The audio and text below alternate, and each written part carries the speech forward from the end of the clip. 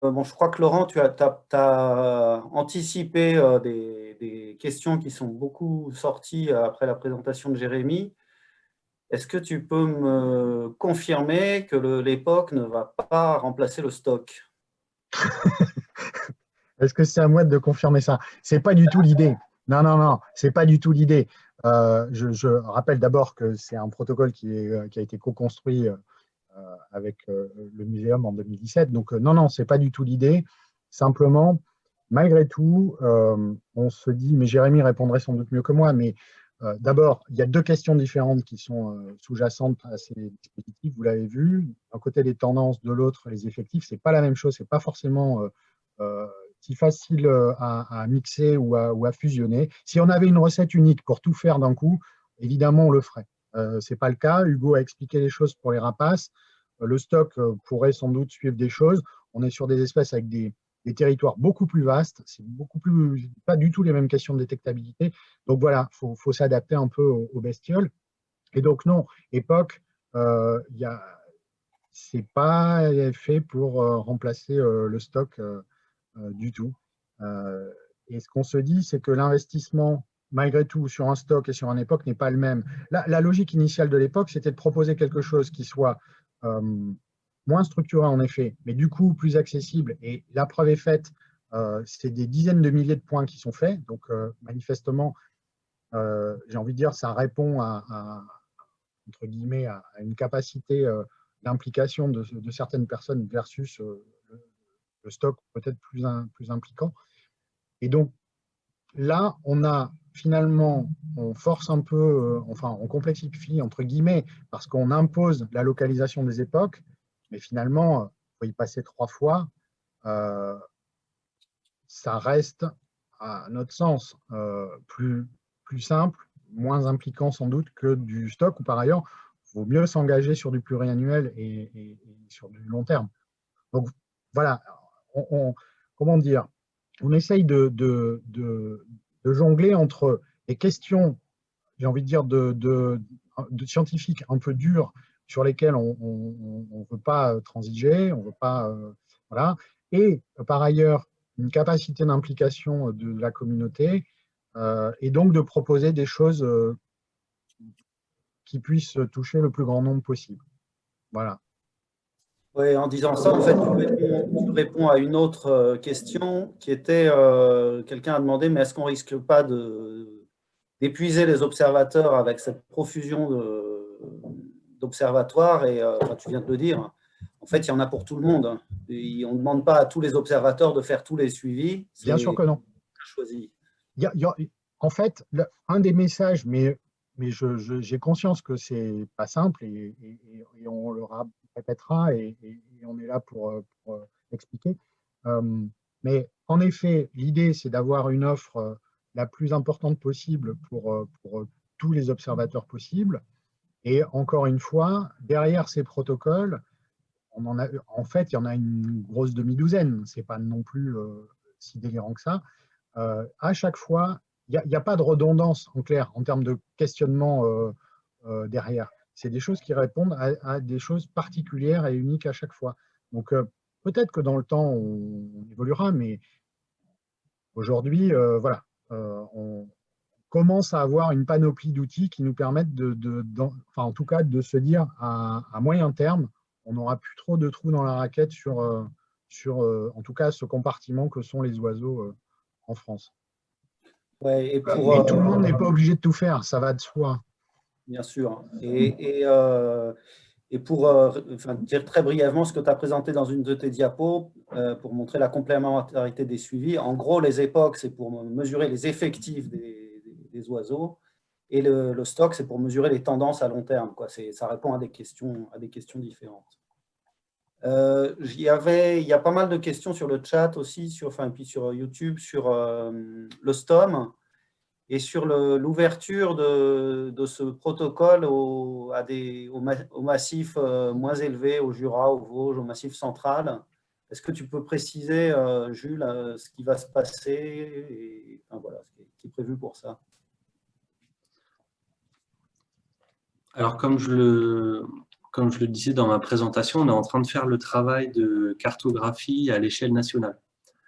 Donc, j'ai pas tout défriché comme ça visuellement, d'autant que, par exemple, je suis jamais allé dans les Vosges. Donc, j'aurais un peu de mal à répondre comme ça. Mais en tout cas, la réponse sera disponible là d'ici, ce travail il sera fait en quelques semaines et on va le mettre en ligne dans un premier temps sur une page OFB. J'imagine que sur Viginature, on va faire une page STOM à un moment où on pourra mettre de la ressource aussi. Donc, toute l'info sera accessible à tous. Ce qui est sûr, c'est qu'en passant de 1800 à 1300 mètres, on augmente énormément les surfaces. Je voyais aussi sur YouTube des questions sur le Vercors. Alors oui, le Vercors, du coup, il rentre dans la gamme altitudinale. Après, on reste sur de l'habitat ouvert pour l'instant. J'ai eu aussi des remontées de demandes dans des forêts d'altitude, mais alors là, on rentrerait vraiment sur un nouveau projet. Il faudrait déjà estimer un peu l'effort possible et donc, comment dire, faire remonter les demandes un petit peu partout pour centraliser tout ça. Ok, merci. Et il y avait une autre question donc, qui concernait aussi ta présentation, qui a été pas mal reprise. C'est est-ce que dans tes analyses, tu as pris en compte l'impact de l'homme, c'est-à-dire la chasse, le tourisme, etc., sur les zones? Ah oui, c'est une bonne question. Alors, je les ai pas encore pris en compte, hein. Il faut quand même pas mal comment dire, il faut pas mal de temps, donc il faut pas mal de données pour pouvoir mesurer des effets fins comme ça. Alors la chasse, non, parce que la chasse n'a pas lieu au moment des comptages. Je pense aussi que parmi les passereaux de montagne, si quand même, on a quelques espèces qui sont chassables, mais on ne peut pas mesurer comme ça une pression de chasse, en tout cas, qui serait variable d'un point d'écoute à l'autre. C'est-à-dire qu'on a des populations qui, peut-être sur leur terrain d'hivernage, sont chassées, mais ça, du coup, on va peut-être le ressentir dans une tendance à long terme, mais on ne pourra pas avoir ça dans une variation entre régions, par exemple. La fréquentation, par contre, c'est une question qu'on pourrait éventuellement traiter comme ça sur la période estivale. Encore faut-il mettre en place un dispositif qui permette d'avoir une bonne idée de la perturbation. Alors, je sais que maintenant, avec certaines applications, je n'ai pas le nom en tête parce que je ne les utilise pas, mais il y a des applications que notamment les trailers utilisent énormément, et maintenant les randonneurs aussi. Et ça nous permet de quantifier en été comme en hiver les dérangements en montagne. Donc, c'est une piste à creuser, en tout cas, pour les décennies qui viennent, mais ce n'est pas encore quelque chose qu'on a pu faire. Ok, merci. Alors, la question qui a été la plus reprise, là, c'est une question qui est issue de ta présentation, mais qui concerne le stock, donc je vais peut-être y répondre. Donc, on disait, tu montres qu'en fait, il y a une différence on ne compte pas la même chose dans la première période de 5 minutes et dans la deuxième. Et donc, c'est pour 2 espèces seulement, ouais. Pour 2 espèces seulement, mais quand même. Et donc, la question, c'est est-ce qu'il ne faudrait pas adapter le protocole du stock pour prendre en compte cette différence? Voilà, ou est-ce que c'est spécifique aux oiseaux de montagne? Donc déjà, est-ce que tu penses que c'est spécifique aux oiseaux de montagne? Alors, de montagne en soi, non, mais peut-être, en tout cas, c'est un mécanisme assez spécifique au milieu ouvert, puisque la particularité de ce milieu, c'est que quand vous arrivez, vous êtes à la même hauteur que les oiseaux, ce qui n'est pas le cas dans les autres milieux. Donc forcément, vous allez un petit peu plus les intimider à votre arrivée. Et pour le reste de la question, je pense que je te laisse répondre, Benoît. Ouais, donc je vais répondre. En fait, peut-être ce serait intéressant de regarder ce qui se passe si on fait un deuxième point de 5 minutes. Mais en fait, le problème, si on fait ça, si on se met à faire des 2 fois 5 minutes dans le stock à partir de 2021, on va avoir des données qui ne seront pas comparables à partir de maintenant et ce qu'on a fait avant. Si on veut, là, l'idée du stock, c'est de calculer des tendances. Et donc, il faut avoir des données qui sont collectées de la même façon tout le temps, depuis le début du stock. Donc, on va pas, c'est pas souhaitable pour les tendances, ce n'est pas souhaitable de changer de façon de compter. Donc, même si c'est peut-être intéressant, ça empêchera de calculer les tendances. Donc, on ne va pas faire ça. Après, on a une question. Alors, bon, il y a encore une question montagne, mais je vais passer au choc quand même parce que il en faut pour tout le monde. On demande est-ce qu'un transect, c'est un milieu? Pour le choc, est-ce qu'un transect peut traverser plusieurs milieux? Et quelle doit être sa longueur moyenne? Non, pas exactement. Bon, c'est vrai que ça serait tellement plus facile de Ton faire. grésille. Tu m'entends pas? Tu grésilles.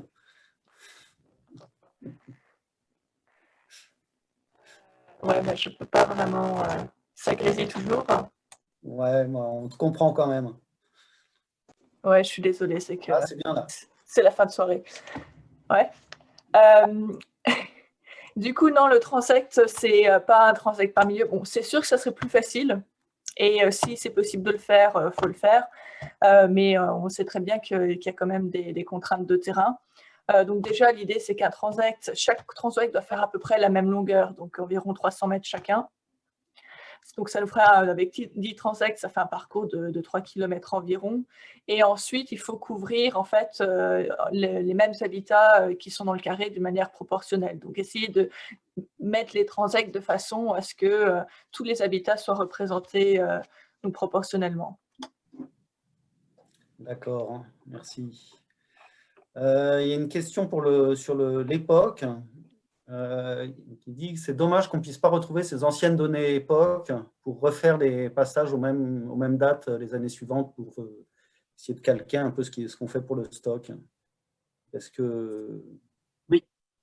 Alors, c'est vrai qu'à l'heure actuelle, c'est quelque chose qui n'est pas forcément facile à faire. On peut y arriver, mais ça demande une manip sur les phones locaux, donc ce n'est pas hyper ergonomique. Par contre, avec le site Oiseaux de France, tous les époques qui sont faits depuis 2019 seront visibles sur les cartes. Donc, ce qui fait que l'observateur qui a fait une époque, par exemple, en 2019 à tel endroit, aura la possibilité de visualiser son époque, la localisation où il a fait, et de pouvoir y retourner, par exemple, en 2021 ou en 2022. Donc, on aura cette possibilité-là de visualiser toutes les époques sur les cartes avec une mise à jour en temps réel. Donc, dès qu'une époque est faite, imaginons demain matin, je fais une époque. Lorsque le site sera opérationnel, le soir, on aura l'époque du matin qui apparaîtra sur la carte. Voilà, donc on aura vraiment ce dynamisme, on va dire, des différents dispositifs qui sera vraiment bien pour les observateurs. Ok, merci. Alors, je vais revenir aux montagnes. Une question, savoir quel est l'intérêt de faire 2 fois 5 minutes plutôt que 10 minutes? C'est pour toi, Jules. Alors 2 fois 5 minutes, c'est un petit peu technique. Ça nous permet d'estimer un peu mieux les probabilités de détection, notamment le petit graphique que je vous ai présenté sur la courbe de détection de l'alouette des champs, là, qui avait un optimum en milieu de matinée. Ça nous permet de travailler un peu plus finement là-dessus. Voilà. D'accord, merci. Alors, bon, ensuite, les questions qui restent, alors, enfin, il y en a encore beaucoup, mais alors, je ne sais pas de quel suivi il s'agissait, mais on demande est-ce qu'il y a des horaires pour faire le parcours? Alors, je vais répondre, moi, pour le stock. C'était pour le choc. Alors, vas-y, réponds pour le choc. Pour le choc, pour le stock, c'est un peu la même chose. C'est qu'en fait, oui, il y a des horaires. Bon, ce n'est pas des horaires fixes, on ne demande pas aux gens d'être là à une certaine heure ou quoi que ce soit, mais on veut maximiser la détection des oiseaux. Donc, en fait, l'idée, c'est de faire les passages au moment où les oiseaux sont les plus actifs, et donc, c'est le matin. Donc, en général, ça sera de 8h, enfin, pour le choc, c'est de l'ordre de 8h à 13h de la journée. Pour le stock, ça sera un petit peu plus tôt. Je crois que le stock, en général, ça finit sur les coups de 10h. Mais voilà, donc c'est faire le matin. Si vous faites l'après-midi, il y aura moins d'oiseaux qui seront actifs, donc il y aura moins de détectabilité, donc ça introduit un biais. Oui, alors ce qui est important, c'est surtout de faire ça toujours aux mêmes heures pour que les variations qu'on constate, elles ne soient pas dues au au fait qu'une fois on a compté le matin et une fois l'après-midi. Pour le stock, c'est effectivement plus tôt parce que le jour se lève plus tôt au printemps qu'en hiver. Et puis aussi, et puis les oiseaux, ils sont particulièrement vocaux, ils chantent beaucoup le matin. Pour les rapaces, peut-être, Hugo, tu peux nous dire? Oui, bah est-ce que vous m'entendez? Ouais. Ouais, ben c'est plutôt à partir du milieu de la matinée jusqu'à la fin de l'après-midi. D'accord. C'est plus large. Et pour l'époque? Ben, sur l'époque, finalement, on s'est calé sur les horaires du stock. Donc, on est pareil, à peu près une demi-heure, une heure après le lever du soleil jusqu'à, on va dire, 10h, 11h, grand max. Alors, avec des adaptations, bien entendu, lorsqu'on est en montagne ou ben, finalement, peut-être la période de chant est un peu plus longue. Mais ouais, on s'est vraiment calé sur le stock. Mais du coup, là, tu parles de… Si moi, je bosse toute la journée, le soir, je sors, j'ai envie de faire un époque en sortant du boulot, est-ce que j'ai le droit? Oui, alors bien entendu, l'époque, c'est vraiment un programme de sciences participatives assez large. Donc finalement, le fait d'avoir peu de contraintes peut permettre de faire un époque le soir, l'après-midi, n'importe quand. Mais très clairement, les époques les plus intéressantes sont, ben, sans surprise, lorsque les oiseaux chantent le plus, et donc en matinée. Donc c'est pour ça qu'on conseille fortement aux observateurs de faire des époques en matinée pour avoir un maximum de détectabilité sur les points. Par contre, sur les époques ODF, donc les époques qui sont pointées précisément, qui sont un peu plus standardisées, protocolées, là par contre, c'est entre guillemets obligatoire de les effectuer dans la fenêtre horaire du stock, donc le matin. D'accord. Et en montagne?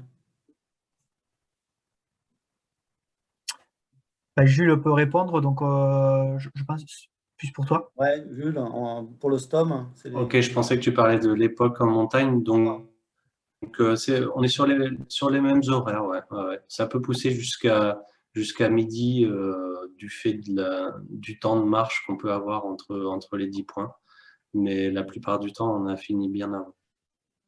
Et on a un gros effet quand même d'atténuation de l'activité des oiseaux vers ces horaires-là. D'accord. Et alors, on va revenir, on va bientôt s'arrêter, mais il y avait encore une question qui a été reprise sur cette histoire de 2 points, enfin de deux périodes de 5 minutes qui suivent. Est-ce qu'il n'y a pas un risque de compter 2 fois les mêmes oiseaux? Et je pense qu'on peut étendre ça au fait de quand tu fais des points à 2 endroits différents, si tu as des oiseaux qui se déplacent, tu risques de les compter 2 fois. Est-ce que c'est un problème ou pas? Alors non, c'est pas un problème puisque ce qu'on mesure là, c'est bien quelque chose qu'on appelle l'abondance relative. Donc finalement, c'est à la fois une abondance, mais un indice d'activité. Donc quand on fait notre comptage, on essaie d'appliquer un principe de parcimonie, hein, c'est-à-dire qu'autant que possible, on compte des oiseaux différents, mais c'est pas un dispositif qui est parfait. Donc c'est une abondance relative. Et concernant les 2 périodes de 5 minutes, comme je vous disais, elles sont complètement indépendantes. Donc, à nouveau, les oiseaux ont de bonnes chances d'être comptés 2 fois. Alors, ça va dépendre de leur probabilité de détection. C'est le principe, hein, c'est d'avoir 2 comptages complètement indépendants. Donc, ce n'est pas du tout un problème. D'accord. Et j'ajouterais qu'en plus, l'idée de ces suivis, c'est de collecter les données toujours de la même façon. Et donc, si effectivement on a des probabilités de compter 2 fois le même oiseau, ce sera la même chose année après année et site après site. Donc, ça n'empêche pas de comparer les données dans le temps ou dans l'espace. Et on va finir avec une question sur le choc. Est-ce que les chocs permettent de mesurer les fluctuations des populations hivernales d'une année sur l'autre? Par exemple, quand on a des invasions, entre guillemets, de pinsons du Nord, est-ce qu'on va les détecter avec le choc? Tout à fait, en fait, c'est même un des objectifs du stock, du choc, pardon, mais du stock aussi d'ailleurs. Mais donc, en effet, ces populations migratrices qui viennent en France, eh ben, on va pouvoir les détecter. Après, c'est vrai que pour le moment, comme le choc est encore en plein essor, on n'a pas tout à fait une très bonne représentativité, qu'on a vu que la carte, la couverture géographique n'est pas tout à fait, parfaite. Donc, pour le moment, on risque d'éviter, enfin, de ne pas avoir des tendances, des fluctuations qui sont assez robustes, mais c'est l'objectif justement de pouvoir mesurer un petit peu ces arrivées de population hivernale et de rapporter ça par rapport à justement aux conditions météo et ce qui s'est passé sur les conditions sur les populations reproductrices l'été. Ok, merci. On va s'arrêter là. Je voudrais remercier donc, toutes les personnes qui nous ont écoutés, les conférenciers d'hier et d'aujourd'hui. Donc, toutes les présentations, elles sont disponibles sur le web. On a mis l'adresse pour les retrouver. Et je finirai en vous engageant à participer à tous ces suivis. Il y en a forcément un qui vous convient. On a besoin du plus d'informations possibles sur les oiseaux. Donc, n'hésitez pas à participer. On est là pour vous accompagner là-dedans. Je vous remercie et bonne soirée.